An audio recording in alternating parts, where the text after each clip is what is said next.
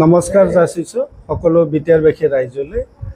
যোৱা 2020 চনৰ 27 জানুৱাৰী বিটিআৰ চুক্তি মৰ্মে যে বিটিআৰ অঞ্চলত বা বড়োলেণ্ড অঞ্চলত যে 81খন গাঁও বৰ্তমান অধিসূচনাৰ যোগেদি অন্তৰ্ভুক্ত হ'ল আৰু সেইসমূহ আগন্তুক বিটিআৰ নিৰ্বাচনত যেহেতু তেওঁলোকে ভোট দিব পাৰে, যিসকল গাঁৱৰ ৰাইজে বিটিআৰত ভোট দিবৰ কাৰণে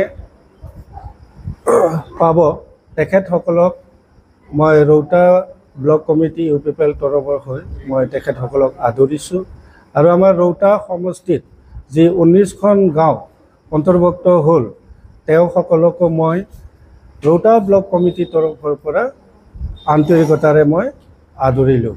এই যি 81 গাঁও তথা আমাৰ ৰৌতাত যি 19খন গাঁও অন্তৰ্ভুক্ত কৰিলে তাৰ বাবে মই প্ৰথমতে ধন্যবাদ দিম আমাৰ বিটিআৰৰ প্ৰধান সন্মানীয় প্ৰমোদ বড়ো ছাৰ, অসমৰ মুখ্যমন্ত্ৰী ডক্টৰ হিমন্ত বিশ্ব শৰ্মা, লগতে ভাৰতৰ প্ৰধানমন্ত্ৰী নৰেন্দ্ৰ মোদী ছাৰ, লগতে এপছৰ সভাপতি আমাৰ দীপেন বড়ো ছাৰ আৰু আমাৰ ৰৌতা সমষ্টিৰ প্ৰতিনিধিত্ব কৰা বিটিআৰৰ EM ডক্টৰ নীলোৎ স্বৰ্গীয়াৰী, মই তেখেতসকলৈ অশেষ ধন্যবাদ দিছোঁ।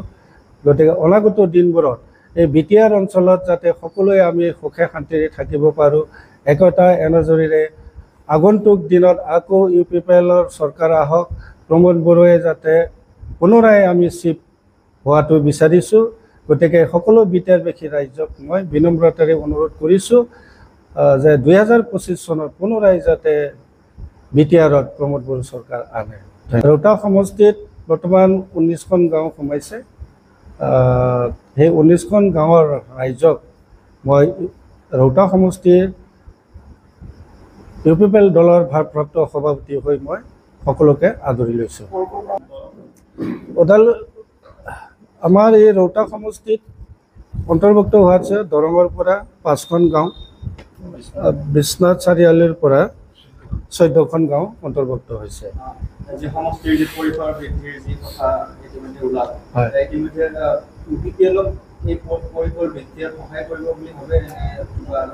আমিতো নিশ্চয় সহায় কৰিব বুলি আমি আশাবাদী। হয়, সহায় কৰিব। আৰু তেখেতলোকৰ যিমান দিন আশা আকাংক্ষা আছিলে যে বিটিআৰ বা বড়োলেণ্ডত অন্তৰ্ভুক্ত হ'বৰ কাৰণে, সেইটো আজি বাস্তৱত পৰিণত হ'ল। নিশ্চয় তেওঁলোকে উৎসাহেৰে এইবাৰ নিৰ্বাচনত অংশগ্ৰহণ কৰিব আৰু তেওঁলোকে UPPLকে ছাপোৰ্ট কৰিব, এইটো আমাৰ 100%। প্ৰচাৰটো অলপ দূৰ হ'ল, তথাপিও আমি ব্যৱস্থা আছে, সেই ব্যৱস্থা মতে আমাৰ ছিষ্টেম আছে। প্ৰত্যেকতে আমাৰ কমিটি থাকিব, সেই কমিটিৰ থ্ৰুতে এইবিলাক প্ৰচাৰবিলাক চলি যাব। আমাৰ UPPL দলৰ যি ছিষ্টেম আছে সেই ছিষ্টেমত হৈ যাব।